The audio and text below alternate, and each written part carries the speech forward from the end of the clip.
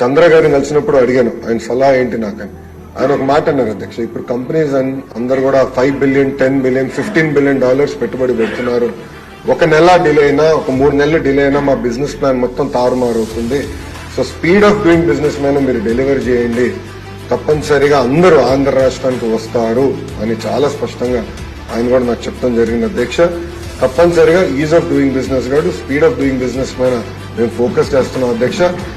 ఈరోజు నేను గర్వంగా చెప్తున్నా, కంపెనీల వెనకాల నేను పరిగెడుతున్నాను అధ్యక్ష. ఒక డేటా సెంటర్ కంపెనీ వాళ్ళు వచ్చారు, మన స్పీడ్ చూసి ఇంకా పెద్ద ప్లాన్ తీసుకొస్తానంటే నేను ఫోన్ చేసి ఇంకా మీరు ఎందుకు రావట్లేదని ప్రతి వారం నేను ఫాలోఅప్ చేస్తాను అధ్యక్ష. మొన్న కూడా మీరు చూసారు, రిలయన్స్ అనౌన్స్ చేసింది మన గ్రీన్ బయో ఫ్యూల్స్ కి.